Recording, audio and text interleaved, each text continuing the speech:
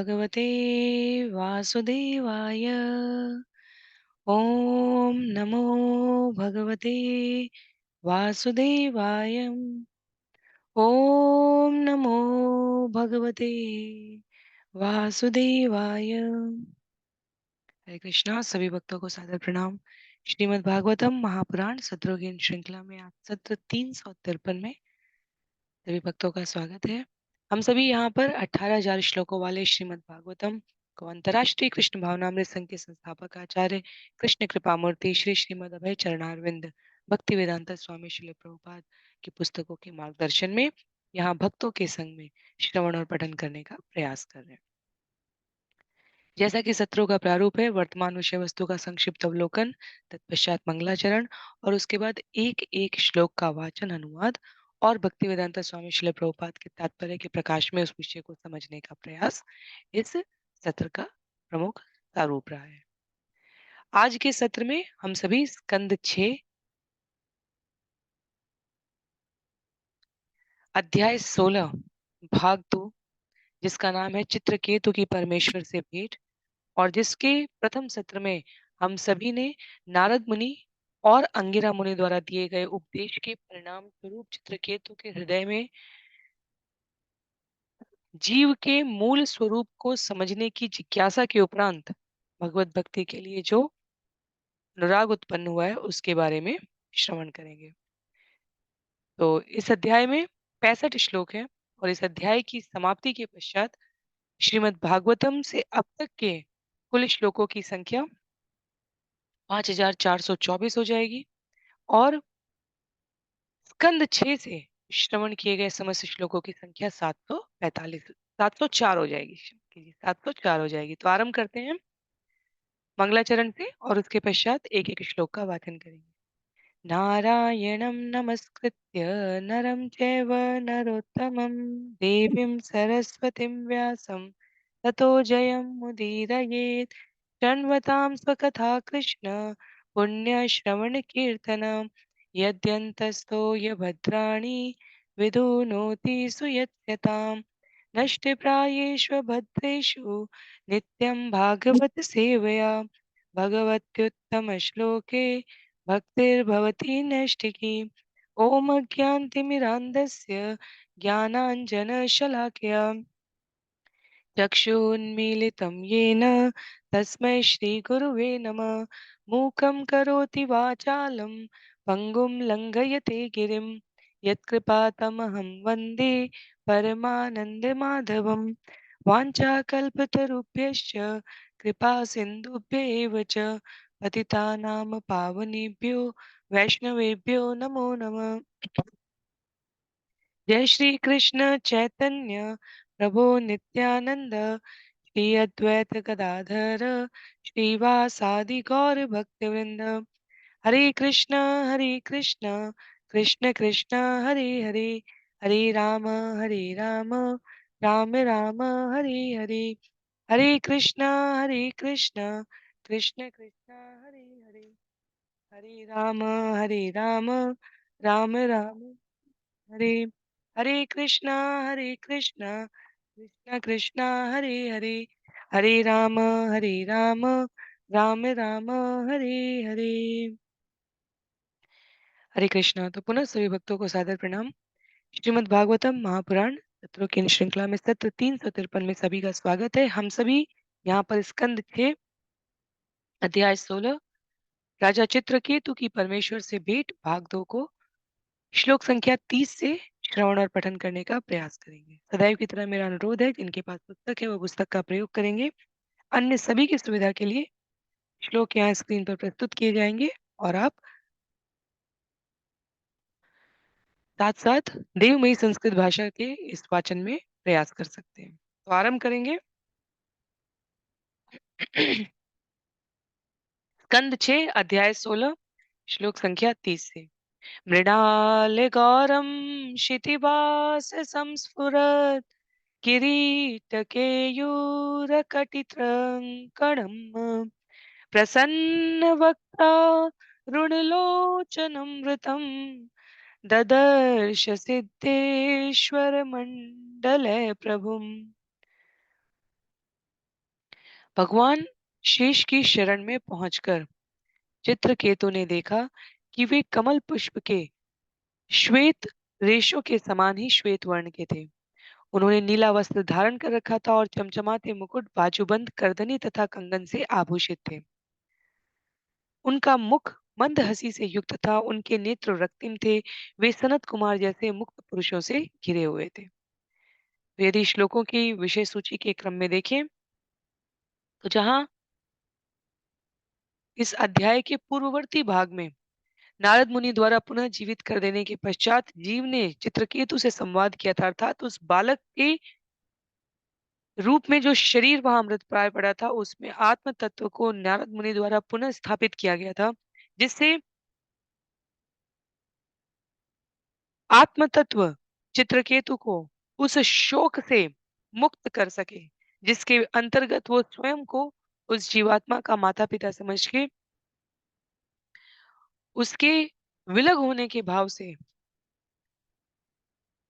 स्वयं को अत्यधिक संताप में अनुभूत कर रहे थे। तो श्लोक संख्या 1 से लेकर 11 तक वहां जीव ने स्पष्ट किया था कि किस प्रकार किस जन्म के माता पिता हैं, ये महत्वहीन हो जाता है जब जीव देह से ऊपर अपने आप को आत्म तत्व के साथ संबद्ध कर लेता है। उस बालक के शरीर में प्रवेश की गई आत्मा के द्वारा दिए गए निष्कपट और दिव्य ज्ञान से चित्रकेतु और समस्त अन्य परिजनों का संताप क्षीण हो गया। तो श्लोक संख्या 12 से लेकर 17 तक राजा चित्रकेतु और रानी द्युतिकृति द्वारा बालक का दाह संस्कार और रानियों द्वारा जिन्होंने उसे विष दिया था उनके द्वारा प्रायश्चित किया गया। श्लोक संख्या 18 से लेकर 25 तक नारद मुनि का चित्रकेतु को निर्देश था, जहां उन्होंने चित्रकेतु को आत्म साक्षात्कार के लिए चित्रकेतु को भगवत दर्शन के लिए अभिप्रेरित किया। और श्लोक संख्या 26 से लेकर 33 तक चित्रकेतु ने भगवान के दर्शन प्राप्त किए थे। जहां हम लोग अभी श्रवण कर रहे हैं, वहां चित्रकेतु द्वारा भगवान के दर्शन प्राप्त करने के पश्चात उनके सुंदर मुखारविंद का, शारीरिक सौष्ठव का, उनके विभिन्न आभूषणों अलंकारों का वर्णन किया गया है।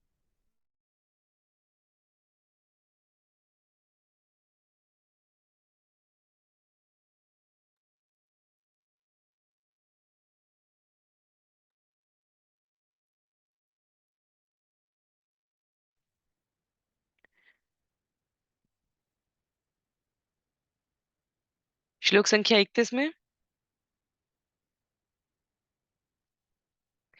तद्दर्शनध्वस्त समस्त किल्बिष स्वस्थामलान्तःकरणोऽभ्ययात्मुनि प्रवृद्धभक्त्या प्रणयाश्रुलोचन बृहष्टरोमा अनमत् आदिपुरुषम्।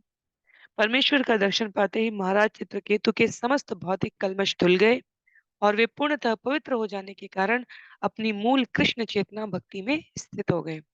वे पूर्णतः पवित्र हो जाने के कारण शांत एवं गंभीर हो गए। ईश्वर के प्रेमवश उनकी आंखों से अश्रु झरने लगे और अंत में उन्हें रोमांच हुआ आया। उन्होंने अत्यंत भक्ति तथा प्रेम पूर्वक आदि भगवान को साक्षात सादर नमस्कार किया है। तो इस श्लोक में श्रील प्रभुपाद कहते हैं, तद दर्शन ध्वस्त समस्त किल्बिष पद।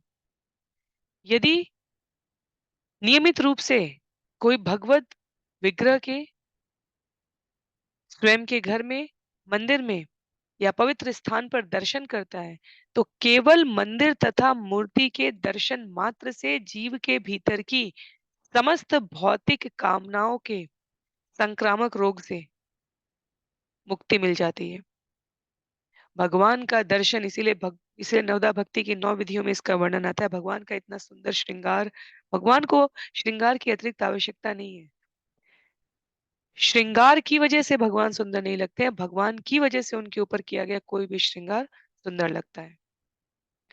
तो तद दर्शन ध्वस्त समस्त किल्बिष पद।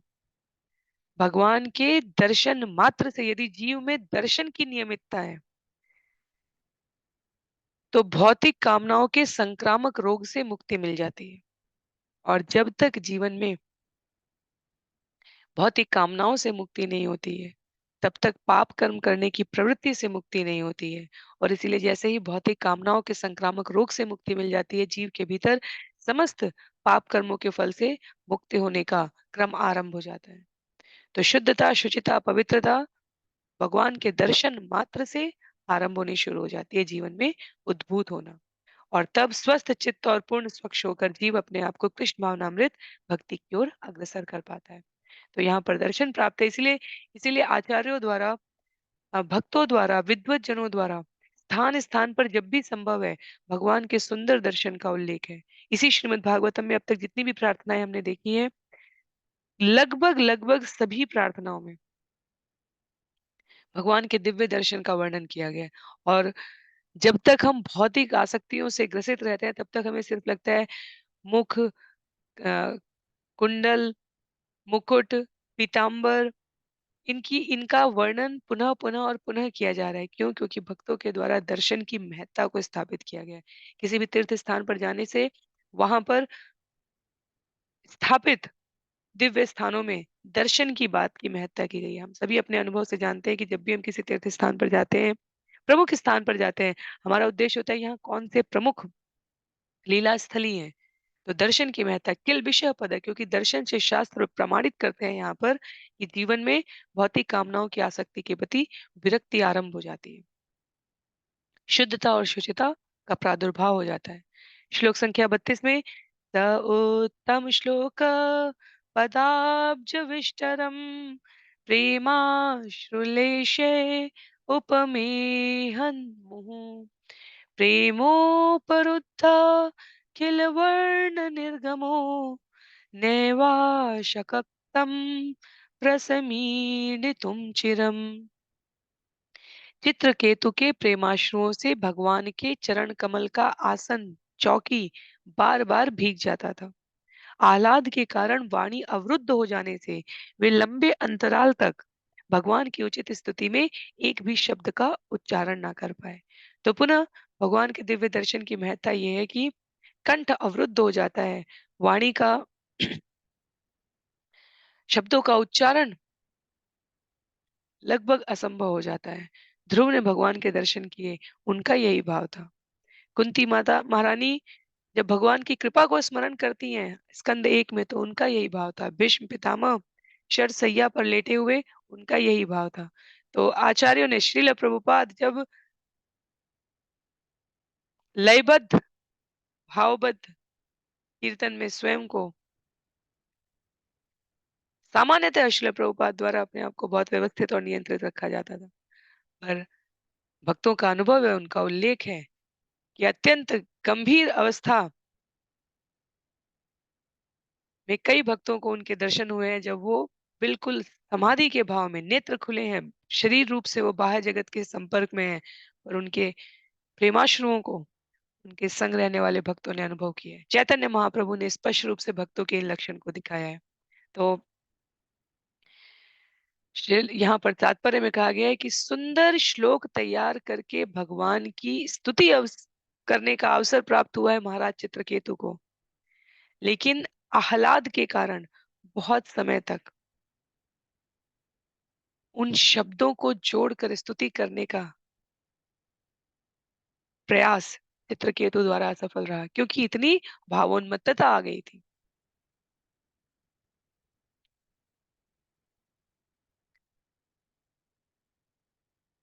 देर तक स्तुति करने से पूर्व भी वो अपने आप को प्रेमानुभूत होकर असमर्थ पा रहे थे।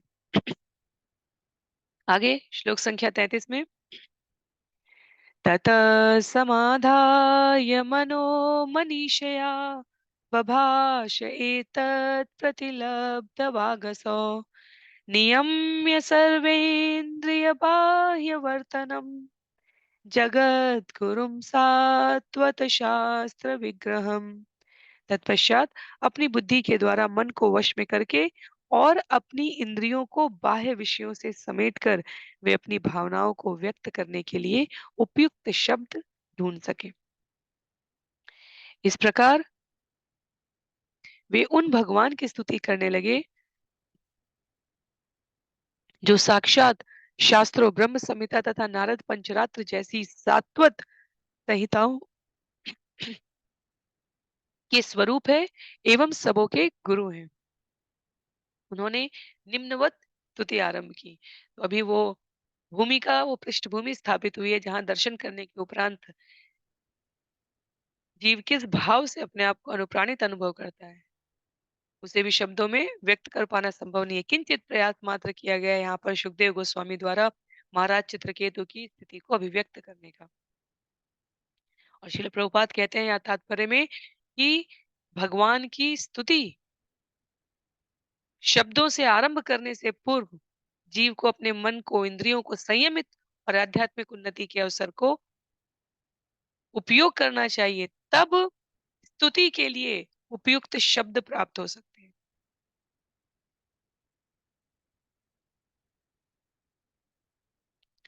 श्री सनातन गोस्वामी द्वारा पद्म पुराण में स्पष्ट रूप से जो श्लोक उद्धृत है, उसको समय समय पर भक्तों को स्मरण कराया जाता रहा है, जिसमें कहा गया है कि ऐसे शब्द या गीत जो वैष्णव आचार में मान्य नहीं है, उन्हें शुद्ध भक्तों द्वारा ग्रहण नहीं किया जाना चाहिए, अर्थात उनका गायन नहीं किया जाना चाहिए। इसका अर्थ है अवैष्णव मुखोद्गीर्णम पूतम हरि कथामृतम श्रवणम नैव कर्तव्यम सर्पोच्छिष्टम यथापय। शब्द ब्रह्म है। जब वैष्णव आचार्यों द्वारा, भक्तों द्वारा, विद्वत जनों द्वारा, मनीषियों द्वारा अपने को आध्यात्मिक उन्नति के स्तर पर स्थापित करने के पश्चात भगवान की स्तुति में कोई छंद, कोई गीत, कोई श्लोक, कोई गद्य इसकी रचना की जाती है, तब वह प्रकाशित करने वाला होता है और परंपरा में आने वाले भक्तों द्वारा उसका गायन, वाचन मान्य है। पर किंचित द्रव्य लाभ की कामना से, यश पूर्ति की कामना से भगवान की प्रशंसा में गाए गए गीतों की रचना जिनके द्वारा की जाती है, उनको हम प्रामाणिक स्तुति के रूप में, अर्चना के रूप में प्रयोग नहीं कर सकते, क्योंकि उसमें अनुभव नहीं है। उसमें कल्पित रूप से कहीं न कहीं किसी न किसी भौतिक इच्छा और कामना के प्रयासार्थ किए गए शब्दों के प्रयोग से कोई भाव की जागृति नहीं होती। सरलतम शब्दों में व्यावसायिकता के क्रम में जिन गीतों का, छंदों का निर्माण किया जाता है, उन्हें प्रामाणिक स्तुतियों के रूप में स्वीकार नहीं किया जा सकता। तो जब हम लोग तीर्थ स्थान पर जाते हैं, कई प्रकार के कैसेट, रिकॉर्डर, बड़े-बड़े दुकानों पर जो गीत बज रहे होते हैं भगवान के लिए, वो वास्तव में कोई स्तुति, प्रशंसा, जब तक कि वो किसी प्रामाणिक आचार्य के, किसी पुस्तक के, हमारे शास्त्र के गान, शब्द, बोल नहीं है, तब तक हमें उसकी पुनरावृत्ति करने पर ध्यान नहीं देना चाहिए। तो इसीलिए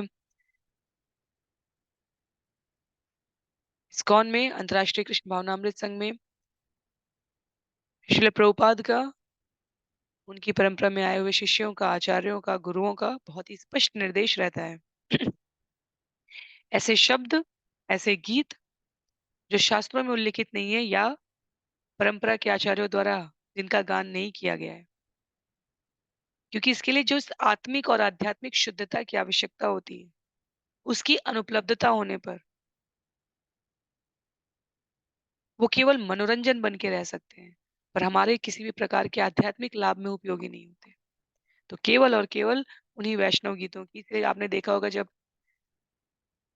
हरिनाम कीर्तन सत्र का आयोजन होता है, तो 100% प्रयास यही रहता है कि हम जो वैष्णव पद्यावली है, उसमें उल्लिखित श्लोकों का, उसमें उल्लिखित गीतों का गान करें और हरे कृष्ण महामंत्र का कीर्तन करें।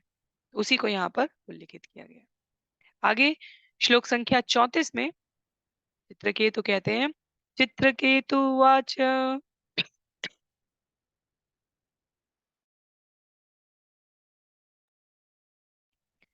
अजीत सममतिभिः साधुभिः भवाञ्जेतात्मभिः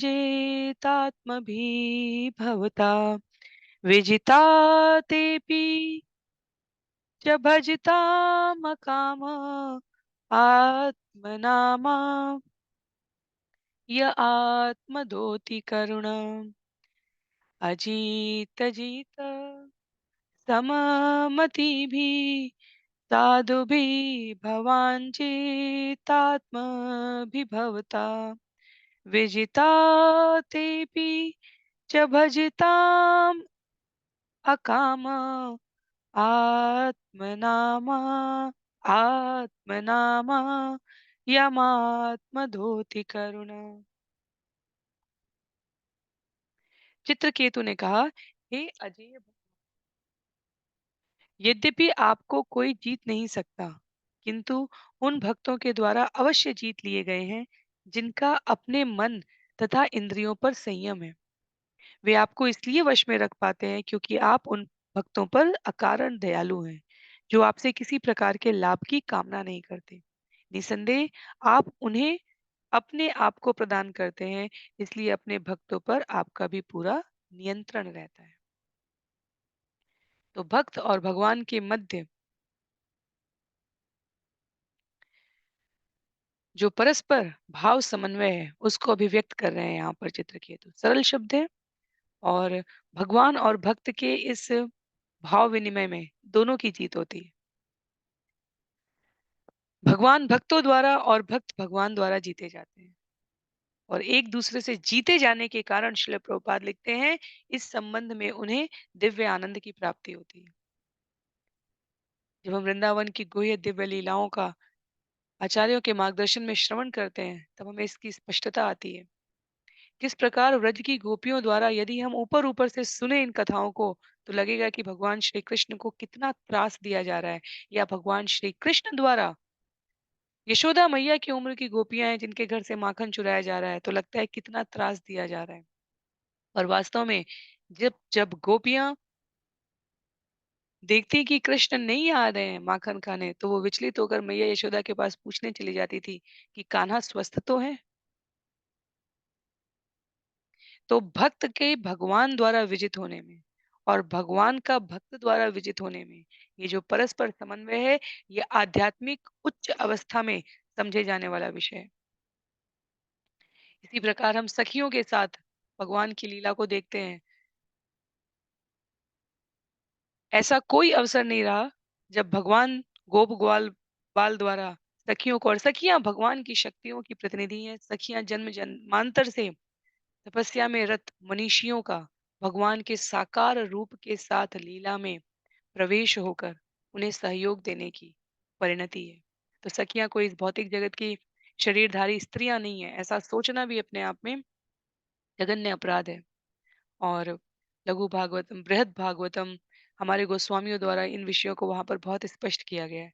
बस अनुरोध इतना है कि उसे किसी प्रामाणिक गुरु की, किसी परंपरा में आए हुए आचार्य के मुखारविंद से हमें श्रवण करने का प्रयास करना चाहिए, ना कि स्वयं के व्यक्तिगत कपोल कल्पित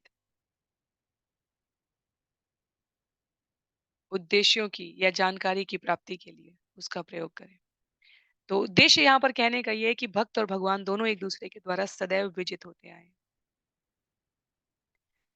अम्बरीश खड़े हैं दुर्वासा मुनि के सामने कि यदि दुर्वासा ऋषि द्वारा अभी इसी समय मेरे प्राण हरण कर लिए जाएंगे, तो मुझे अपनी चिंता नहीं है, हरिनाम की महिमा का क्या होगा। और भगवान खड़े हैं कि ऐसे ऐसे कैसे अम्बरीश के साथ कुछ भी घटित हो सकता है। दोनों एक दूसरे के द्वारा जीते गए। तो व्रज की लीलाओं में भी गोपियां ग्वाल बाल के संग की लीलाओं में हमने देखा है कि सामने से प्रत्यक्ष रूप से कान्हा द्वारा अपनी गायों को सजाने के लिए मोती मांगे जाते हैं, और गोपियों द्वारा मना कर दिया जाता है। पर वही गोपियां मूर्छित हो जाती हैं जब वो कृष्ण को काली नाग के पाश में बंधे हुए देखती हैं, वही गोपियां मूर्छित हो जाती हैं जब वो भगवान को किसी आसन्न विपत्ति के निकट देखती हैं। तो भक्त और भगवान का भाव विनिमय भौतिक धरातल की स्वीकार्यता पर निर्धारित नहीं होता। उसके लिए आध्यात्मिक तत्व की उपस्थिति ही स्वीकार्य है। तो ये जो शिल प्रभुपाद का सुंदर तात्पर्य है यहाँ पर स्कंद 6 अध्याय 16 श्लोक संख्या 34 में, ये इसी से संबंधित है। अपनी सुविधा के अनुसार आप लोग श्रवण भी पठन भी कर सकते हैं। अंतिम कुछ पंक्तियों में शिल प्रभुपाद ने यहाँ पर कहा है कि भक्त की समस्त इंद्रियां भगवान की सेवा में नियुक्त होती हैं और इस प्रकार भक्ति के इस उच्च स्तर का जब भक्त द्वारा दृश्यावलोकन कराया जाता है तब भगवान अपने आप को भक्तों के हवाले कर देते हैं। उनके ऊपर भगवान भक्त के ऊपर समर्पित रहते हैं, भक्त भगवान के ऊपर। तो निष्काम भाव से पूर्ण समर्पण में रत भक्त को भगवान निश्चित रूप से अपनी सेवा का अवसर प्रदान करते हैं और भक्त द्वारा जीते जाने पर ईश्वर की भी यही दशा होती है। सुदामा के चरणों को भगवान स्वयं पखारते हैं। भगवान किसी अ, अहंकार भाव से ग्रसित नहीं है कि वो मनुष्यों के एक समूह को बुलाकर अपनी सेवा कर रहे हैं। सिर्फ भौतिक जगत में आसक्त जीव ऐसा सोचता है कि चार लोग उसे नमस्कार करेंगे, प्रणाम करेंगे या उसकी यश कीर्ति गान करेंगे तो वो बहुत महत्वपूर्ण व्यक्ति हो गया। भगवान को ये प्रमाणित करने की कोई आवश्यकता नहीं है कि वो महत्वपूर्ण व्यक्ति है। जितनी शीघ्रता से जीव इसे स्वीकार करता है, उतनी शीघ्रता से जीव महत्वपूर्ण व्यक्ति बन जाता है भगवान की दृष्टि में, इस संसार की दृष्टि में। पर भगवान की दृष्टि में महत्वपूर्ण बनने के लिए हमें इस जगत में निष्काम भाव से कर्म में प्रवृत्त रहकर सदा भगवान की सेवा के लिए स्वयं को समर्पित करना है। इसके अतिरिक्त और कोई मार्ग नहीं है।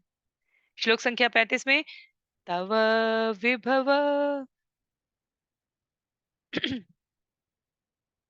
तव विभव खलु भगवन् जगत उदय स्थित लयादीनि विश्व सृजस्ते अंशांशास् तत्र मृषा स्पर्धन्ति पृथग्भूमित्या तव विभव खलु भगवन् जगदुदय स्थिति लयादीनि विश्व सृजस्ते अंशांशास् तत्र मृषा स्पर्धयन्ति पृथग्भिमत्या। हे ईश्वर, यह दृश्य जगत तथा इसकी उत्पत्ति, पालन एवं संहार ये सभी आपके ऐश्वर्य हैं, जो कि ब्रह्मा तथा अन्य कर्ता निर्माता आपके अंश के भी क्षुद्र अंश हैं। अतः सृष्टि करने की उनकी आंशिक शक्ति उन्हें ईश्वर नहीं बना सकती। तो भी अपने को पृथक ईश्वर मान बैठने की चेतना उनके अहंकार मात्र की द्योतक है। यह वैद्य नहीं है। तो यदि ब्रह्मा ब्रह्मा के भीतर इसका अहंकार नहीं है, लेकिन भगवान की सार्वभौमिक स्थिति को स्पष्ट करते हुए यहाँ पर चित्रकेतु कहते हैं कि इस भौतिक जगत में यदि किसी ने एक पुल बना लिया, एक भवन बना लिया, एक किसी दर्शनीय स्थान का निर्माण करा दिया और वो ये सोचने लगे कि वो कर्ता हो गया, तो वो व्यक्ति अपने आप में क्षुद्र बुद्धि का परिचय देता है। क्यों? क्योंकि उस स्थान को, उस भवन को, उस मशीन को बनाने के लिए जो मूल सामग्री चाहिए वो इस ब्रह्मांड में, इस भौतिक जगत में, इस धरती पर पहले से उपलब्ध थी।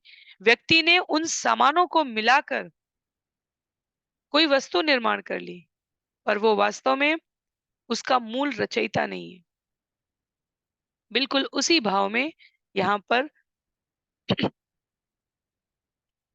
जीव की शुद्रता का परिचय कराते हुए चित्रकेतु कहते हैं कि यदि कोई सोचता है छोटी से छोटी चींटी से लेकर ब्रह्मा तक के स्तर पर कि जीवात्माओं की सृजन शक्ति उनके स्वयं के सामर्थ्य के कारण है, तो वह बहुत ही मंद बुद्धि है। भौतिक जगत में जब हम औद्योगिक प्रगति देखते हैं और ये सोचने लगते हैं कि इसका श्रेय किसी व्यक्ति मात्र को दिया जा सकता है, तो ये हमारी क्षीण बुद्धि का परिचय है। किसी भी सृष्टि कार्य का श्रेय इस जगत के सृजनकर्ता को अंतिम रूप से प्राप्त नहीं होता। सारा श्रेय अंततः श्री भगवान को जाता है। इसीलिए कहा गया है, सृष्टि पालन तथा संहार के सारे ऐश्वर्य का श्रेय ईश्वर को है, जीवात्मा को नहीं। श्लोक संख्या 36 में,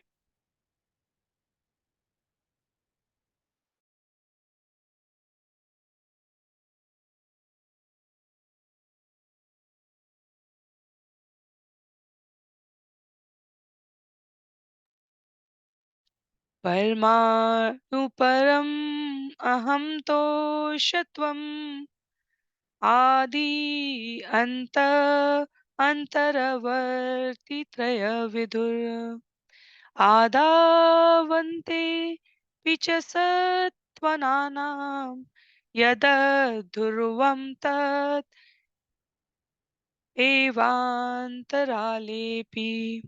आप इस दृश्य जगत के नन्हे से नन्हे कण परमाणु से लेकर विराट ब्रह्मांडों तथा समस्त भौतिक शक्ति तक की प्रत्येक वस्तु के आदि मध्य तथा अंत में विद्यमान है। फिर भी आप नित्य हैं, जिसका न कोई आदि है, न अंत या मध्य। आप इन तीनों स्थितियों में विद्यमान देखे जाते हैं। इस तरह आप अटल हैं।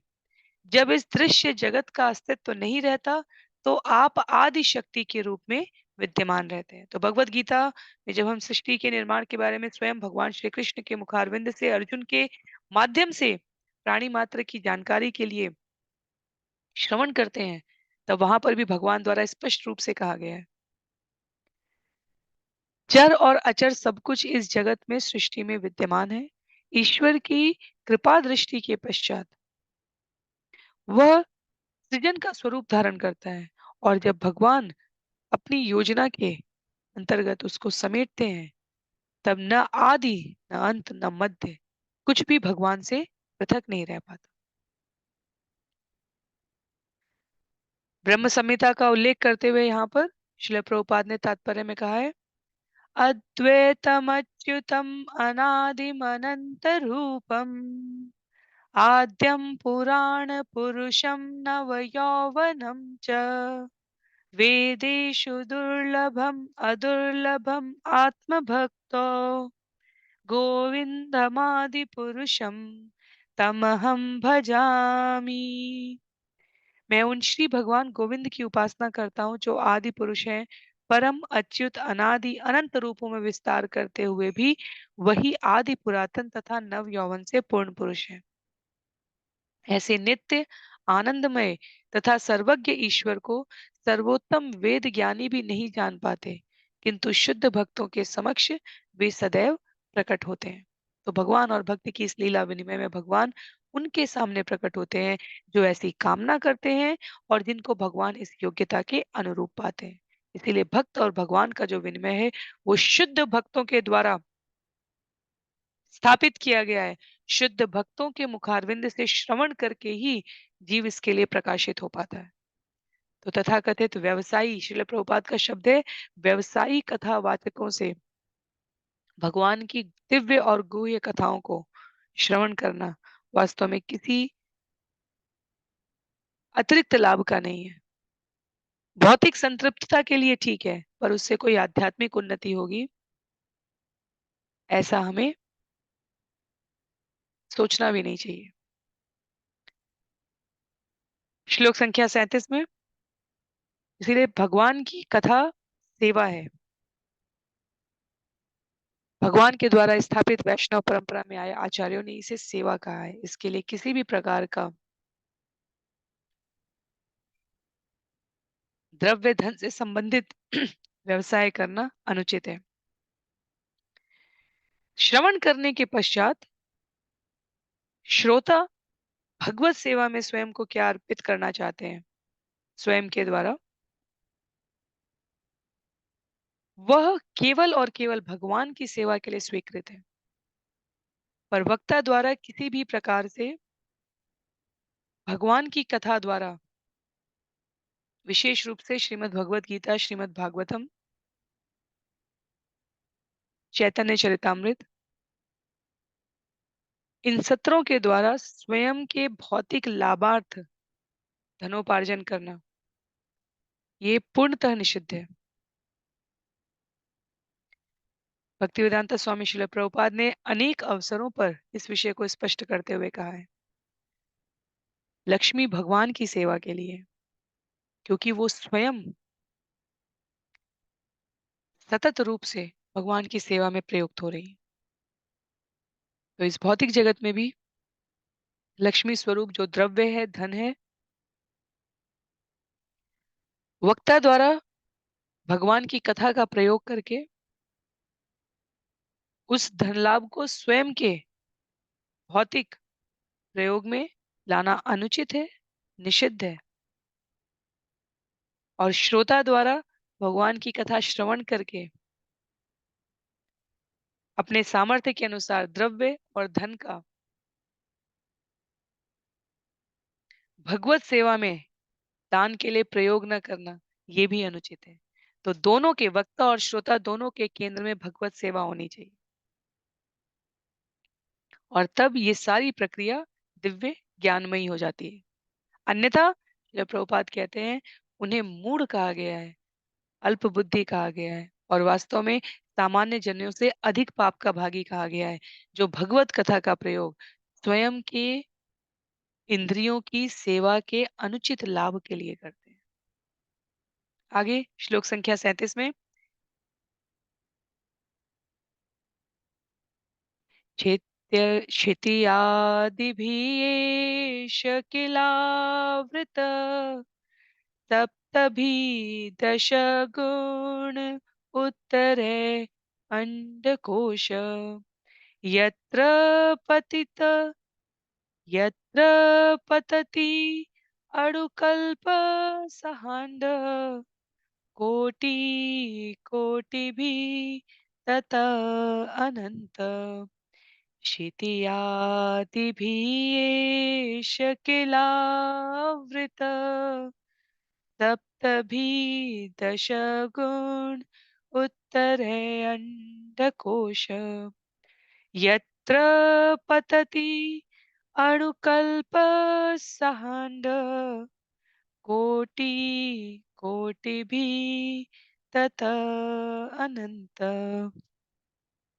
प्रत्येक ब्रह्मांड 7 आवरणों पृथ्वी, जल, अग्नि, वायु, आकाश, सकल भौतिक शक्ति तथा अहंकार से घिरा है, जिनमें से प्रत्येक अपने से पहले वाले से 10 गुना बड़ा है। इस ब्रह्मांड के अतिरिक्त भी असंख्य ब्रह्मांड हैं जो असीम और विशाल हैं, और आप में स्थित परमाणुओं की भांति चक्कर लगाते रहते हैं, इसलिए आप अनंत कहलाते हैं। तो स्कंद 2 में हमने श्रवण किया था, एक आवरण दूसरे आवरण से 10 गुना अधिक बड़ा है। पृथ्वी से जल के आवरण, जल के आवरण से अग्नि के आवरण, अग्नि के आवरण से वायु का आवरण, वायु के आवरण से आकाश का आवरण, और सकल भौतिक शक्ति और अहंकार जो सूक्ष्म रूप में उपस्थित हैं, वे प्रत्येक पहले वाले से 10 गुने आकार में। इन सभी श्लोकों की प्रामाणिक व्याख्या ब्रह्म संहिता के श्लोकों द्वारा की जा सकती है, और श्रील प्रभुपाद द्वारा स्थान स्थान पर उसका उल्लेख है। भगवत गीता अध्याय 10 श्लोक संख्या 42 का भी उल्लेख किया है श्रील प्रभुपाद ने यहाँ तात्पर्य में, जहां पर कहते हैं भगवान, अथवा बहुनैतेन किं ज्ञातेन तवार्जुन विष्टभ्याहम् इदं कृत्स्नम् एकांशेन स्थितो जगत। हे अर्जुन, इस विस्तृत ज्ञान की क्या आवश्यकता है? मैं अपने एक अंश मात्र से इस संपूर्ण जगत में व्याप्त होकर इसे धारण किए हुए हूँ। यह समस्त जगत परमेश्वर की चतुर्थांश शक्ति को प्रकट करता है, इसलिए वह अनंत कहलाता है। तो भगवान का, जैसे हमने श्रवण किया भी है, ये भौतिक जगत एक चौथाई, पूरा भौतिक जगत, 14 भवन, पृथ्वी के ऊपर के 6 लोक, नीचे के 7 लोक मिलाकर, ये सब कुछ भगवान के एक चौथाई स्थान में समेटा हुआ है, और आध्यात्मिक जगत 3/4 है, इसीलिए चतुर्थांश कहा है भगवान ने। ये श्लोक 42 भगवत गीता का अध्याय 10 का अंतिम श्लोक है, जहाँ भगवान कहते हैं, इन मेरी विभूतियों के बारे में जानने की अतिरिक्त आवश्यकता नहीं है। एक अंश मात्र से संपूर्ण जगत में व्याप्त होकर मैंने इसे धारण किया हुआ है। और वास्तव में हमारे पास ऐसा कोई साक्ष्य नहीं है जिससे हम इसे गलत भी साबित कर सकें। तो भौतिक जगत इसी संभावनाओं पर, इसी आधार पर टिका होता है कि यदि हम किसी बात को गलत ठहराना चाहते हैं तो हमें उसके लिए उसके प्रतिकूल ठोस साक्ष्य लाना होता है। भगवान जब भगवत गीता में कहते हैं कि मैंने अंश मात्र से संपूर्ण सृष्टि को धारण किया हुआ है और ये पूरे जगत की चतुर्थांश शक्ति को प्रकट करता है, तो हम में से कोई बुद्धिमान किसी भी कुतर्क के द्वारा इस सत्यपूर्ण तथ्य को गलत नहीं ठहरा सकता। विचार करके देखिए। आगे श्लोक संख्या 38 में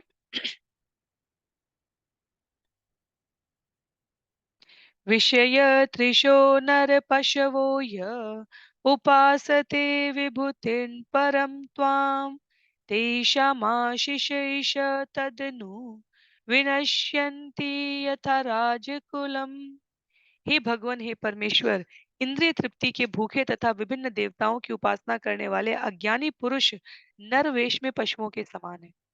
वे पाशविक वृत्ति के कारण आपकी उपासना न करके नगण्य देवताओं को, जो आपके यश की लघु चिंगारी के समान है, पूजते हैं। समस्त ब्रह्मांड के संहार के साथ ये देवता तथा इनसे प्राप्त आशीर्वाद उसी प्रकार विनष्ट हो जाते हैं जिस प्रकार राजा की सत्ता छिन जाने पर राजकीय अधिकारी। तो इस भौतिक जगत के, चाहे उच्च लोक के जीव हो चाहे निम्न लोक के, मनुष्यों के द्वारा उनकी उपासना करके इंद्रिय तृप्ति के लिए कुछ भी संग्रहित करना, ये बहुत उच्च आत्मज्ञान के लक्षण नहीं कहे गए। क्योंकि चित्रकेतु कहते हैं कि देवता या उनसे उच्च लोक के निवासी, ये सभी आपके यश की लघु चिंगारी के समान है। क्यों? क्योंकि इन सभी को इनके द्वारा संपन्न किए जाने वाले कार्यों के लिए आवश्यक साधन, सुविधा आपके द्वारा उपलब्ध कराया गया है। तो यदि इन देवताओं द्वारा या इनकी उपासना करने वाले मनुष्यों द्वारा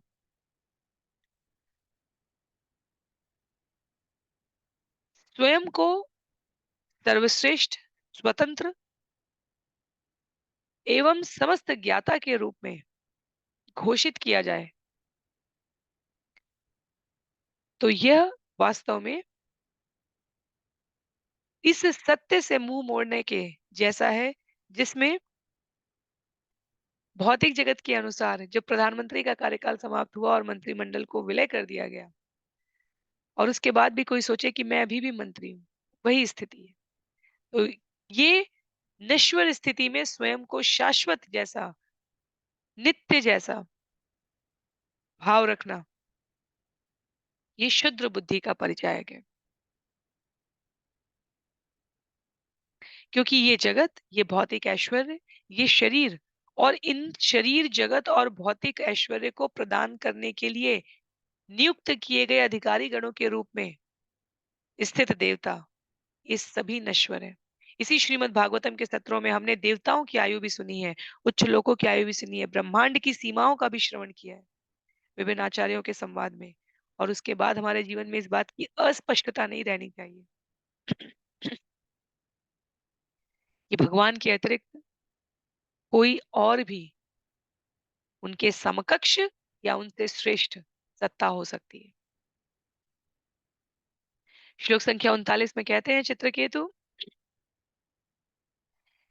कामधीयस्त्वयि रचितान्न परं रोहन्ति यथा करम् बीजानि ज्ञानात्मन्यगुणमयि गुणगणतोऽस्य द्वन्द्वजालानि। हे परमेश्वर, यदि ऐश्वर्य द्वारा इंद्रिय तृप्ति पाने के इच्छुक व्यक्ति भी समस्त ज्ञान के स्रोत तथा भौतिक गुणों से परे आपकी उपासना करते हैं, तो उनका पुनर्जन्म नहीं होता। जिस प्रकार भुने बीज से पौधे नहीं उत्पन्न होते, जीवात्माओं को जन्म तथा मृत्यु का चक्र भोगना पड़ता है, क्योंकि वे भौतिक प्रकृति द्वारा बद्ध हैं। परंतु आप दिव्य हैं, अतः जो आपसे संगति करता है वह भौतिक प्रकृति के बंधन से छूट जाता है।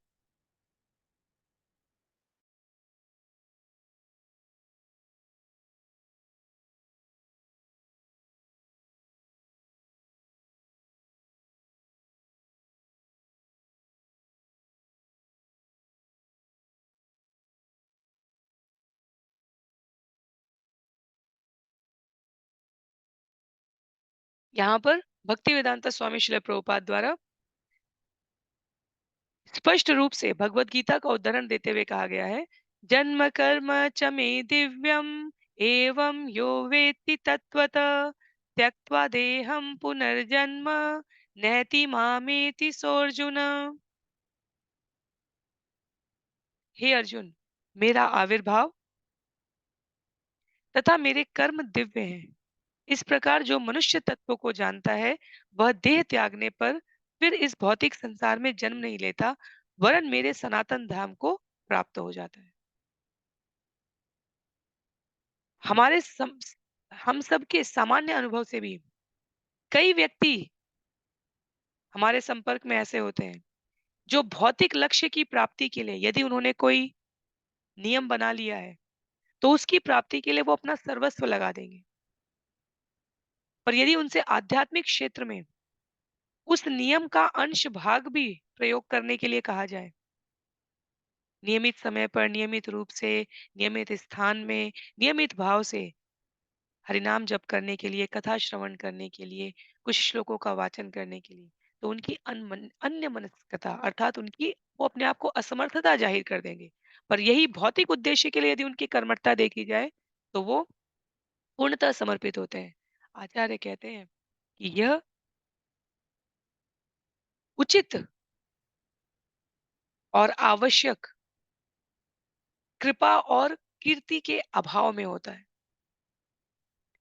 क्योंकि जो भगवान के दिव्य कर्मों को मनुष्य तत्व के औचित्य को जान लेता है वो फिर इस भौतिक जगत में जन्म नहीं लेता।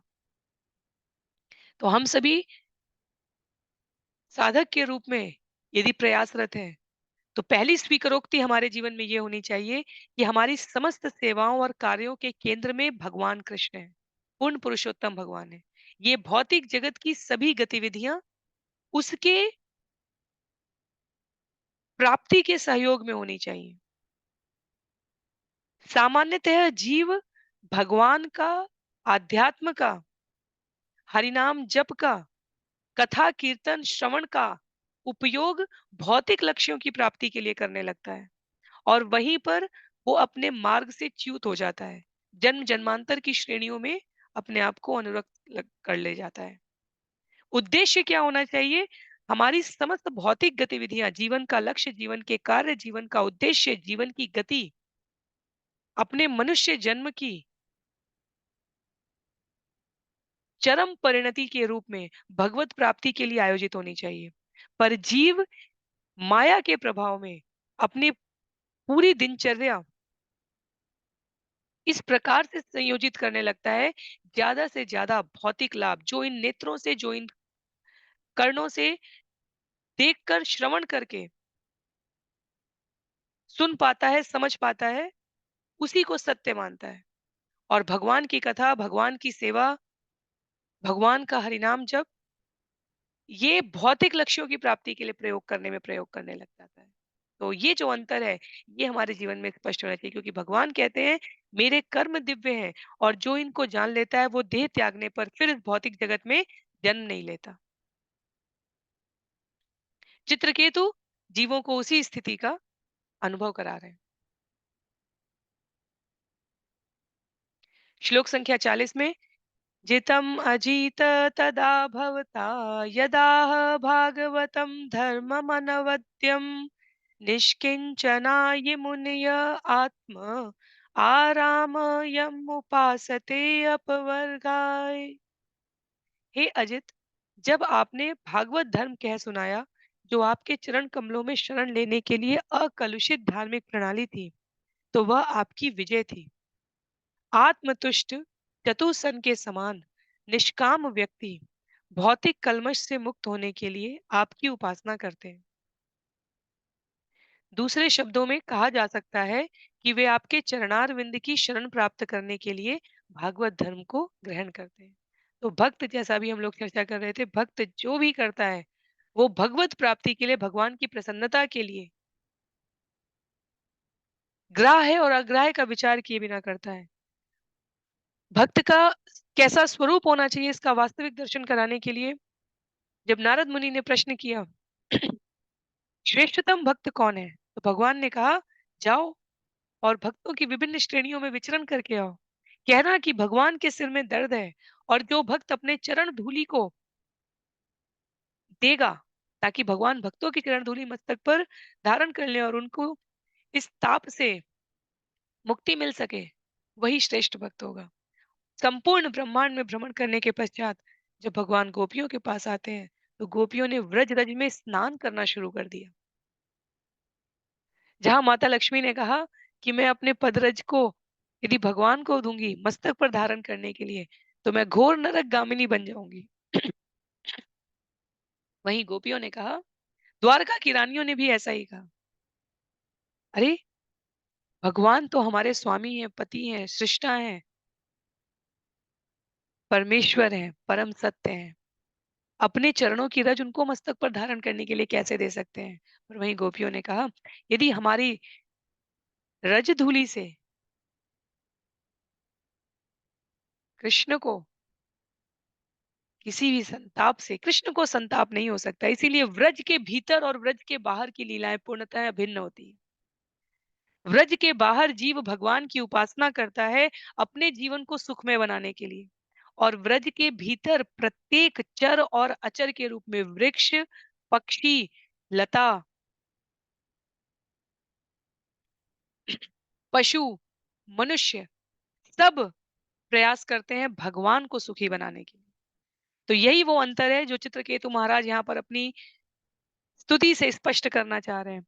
आध्यात्म, धर्म, जब तक जीव अपने जीवन को सुखमय बनाने के लिए प्रयोग करता है, तब तक वो पशुओं से किंचित मात्र उन्नत कहा जाता है।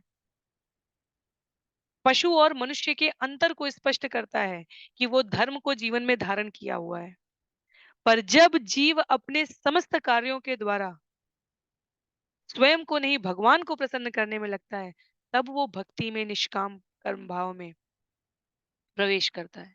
तो जब भी हम जीवन में साधना करें, किसी धार्मिक कार्य को संपादित करें, हमारे जीवन में वक्ता, श्रोता किसी भी रूप में ये स्पष्टता रहनी चाहिए, ये स्वयं को प्रसन्न करने के लिए किया जा रहा है या भगवान की प्रसन्नता के लिए।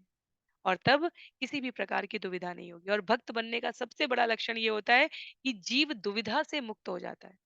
तो भागवत धर्म शुद्ध होने की दिव्य प्रक्रिया को बता रहा है यहाँ।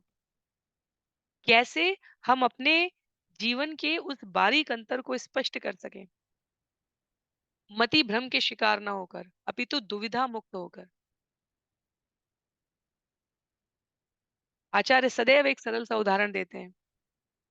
इस भौतिक जगत में जो हम समझ पाते हैं कि ये हमारे लाभ के लिए है, उसे कर्मठ व्यक्ति अपने समस्त प्रयासों के द्वारा प्राप्त करने में लग जाता है। और भक्त अपने समस्त प्रयासों के द्वारा, अपनी चेतना शुद्धि के द्वारा, भगवान के लिए यदि उसे पूरी रात जागना पड़े, तो वो स्वयं को प्रसन्नता पूर्वक उपस्थित करेगा। और कर्मठ व्यक्ति जो भौतिक जगत का है, यदि उसे भौतिक जगत में किसी लाभ के लिए जागना पड़े, तो वो अवश्य जगेगा। यदि भगवत भक्ति के लिए उसे कहा जाए, तो कर्मठता की सकारात्मक अवस्था तब है जब वो स्वयं को इसके लिए भी अनुरक्त करे। चित्रकेतु महाराज आगे श्लोक संख्या 41 में कहते हैं, विषम मतिर्न यत्र नृणाम त्वममितिमं तवेति च यत् अन्यत्र विषम अधिया रचितो य स ह्यविशुद्ध सहिष्णु अधर्म बहुल। भागवत धर्म को छोड़कर शेष सभी धर्म पारंपरिक विरोधाभासों से पूर्ण है और कर्म फल की सकाम विचारधारा और तू और मैं तथा तेरा और मेरा जैसे भेदभावों से पूर्ण है। श्रीमद् भागवत के अनुयायियों में ऐसी चेतना नहीं रहती। वे कृष्ण भावनामृत से पूरित रहते हैं और अपने को श्री कृष्ण तथा और श्री कृष्ण को अपना मानते हैं। कुछ निम्न कोटि की भी धार्मिक पद्धतियां हैं जो शत्रुओं को मारने या योग शक्ति प्राप्त करने के लिए निर्मित है, किंतु ये काम तथा द्वेष से पूर्ण होने के कारण अशुद्ध एवं नाशवान है। द्वेष पूर्ण होने से वे अधर्म से पूर्ण है। तो भागवत धर्म को छोड़कर जो कुछ भी इस जगत में किया जा रहा है वो पारंपरिक विरोधाभास से पूर्ण हो जाता है। जैसे किसी संस्था के दो विभाग,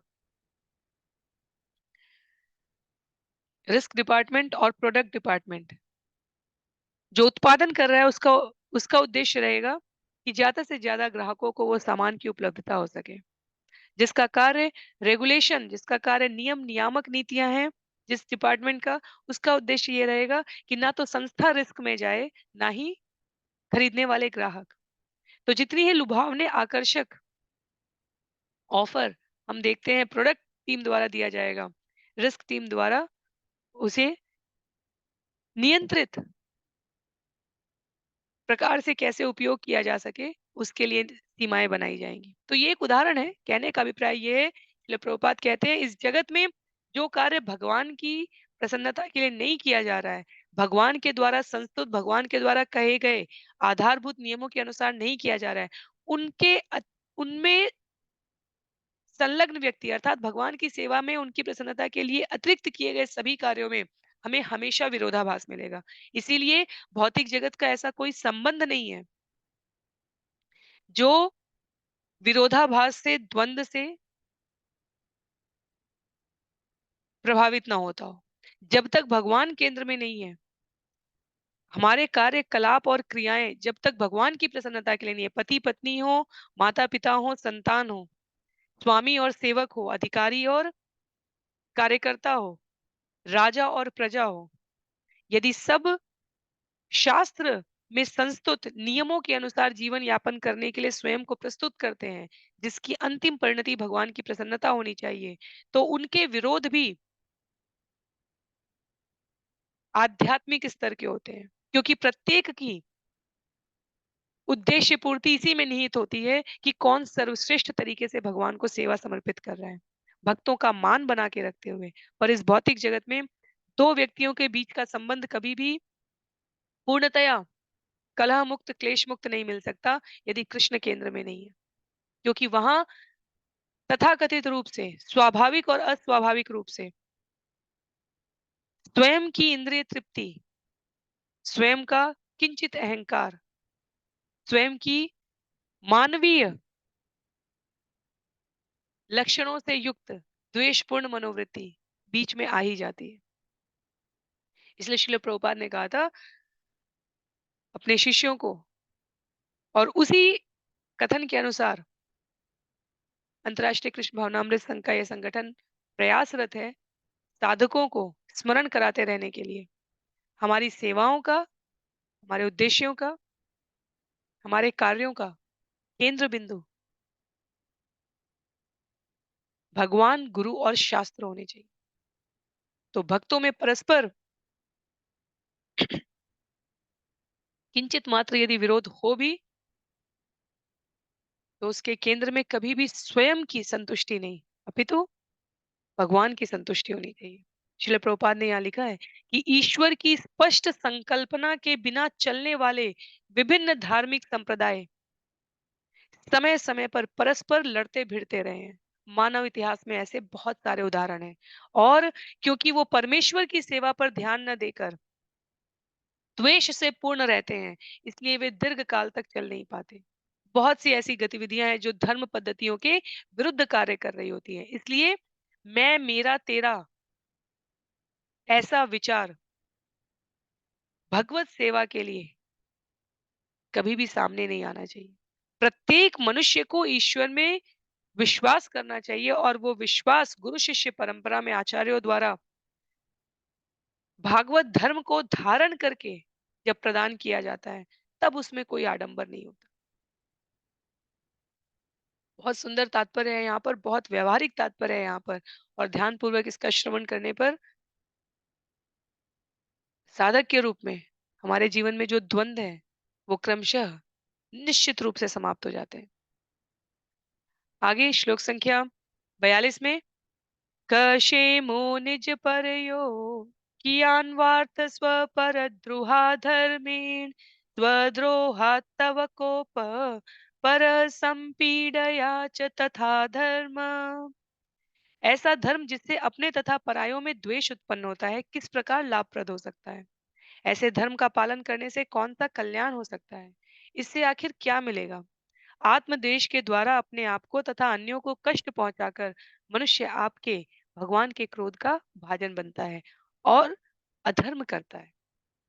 तो जब भी ऐसा कुछ द्वेष होता है, हम ये भूल जाते हैं कि भगवान प्रत्येक जीव में विद्यमान है और हम स्वयं को संतुष्ट करने लग जाते हैं या अन्य के द्वारा ऐसा प्रयास किया जाएगा और ऐसी स्थिति में किसी भी प्रकार की शुभता की परिकल्पना भी नहीं की जा सकती। श्रील प्रभुपाद कहते हैं ऐसे अनेक धर्म हैं जिसमें पशु वध की संस्तुति की गई है और कर्ता तथा पशु दोनों के लिए ऐसी बलि अमंगल कारक है।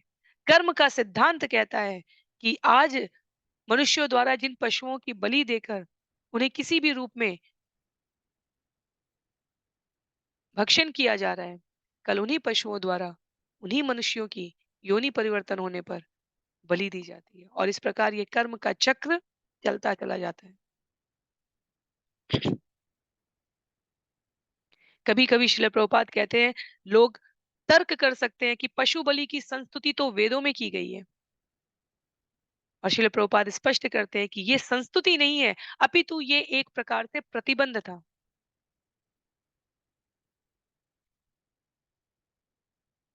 कोई भी धर्म हो, पशु यज्ञ की अनुमति यज्ञकर्ता और पशु दोनों के लिए अशुभ रही है। जब हम अश्वमेध यज्ञ की गोमेध वध की यज्ञ की प्रस्तुति को पूर्णता के साथ श्रवण करते हैं तब हमें पता चलता है कि वो किस प्रकार सृजन के उद्देश्य से प्रेरित थी।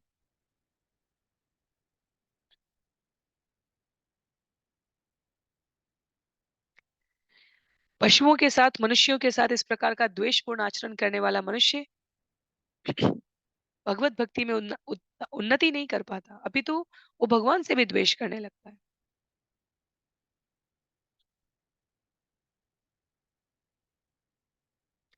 श्रीमद् भागवतम स्कंद 1 अध्याय 2 श्लोक संख्या 8 का और भी कई उल्लेख है यहाँ पर विशेष रूप से इस उल्लेख का श्लोक का उल्लेख करते हुए श्रील प्रभुपाद कहते हैं धर्म स्वनुष्ठित पुंसाम विश्वक्सेन कथासु य नोत्पादयेत्यदि रतिम श्रम एव हि कल्पनम। यदि परमेश्वर के संदेश के प्रति आकर्षण उत्पन्न करने में अक्षम रहे तो चाहे जिस वृत्ति के पुरुष द्वारा धर्म किया जाए वे धर्म निरर्थक श्रम के समान हो जाते हैं।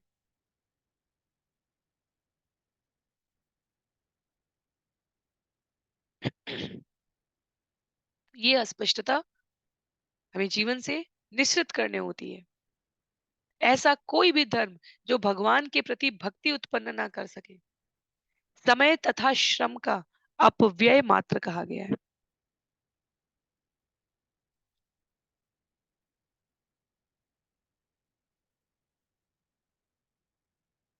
तो आज के लिए सत्र को हम लोग यहीं पर समाप्त करेंगे।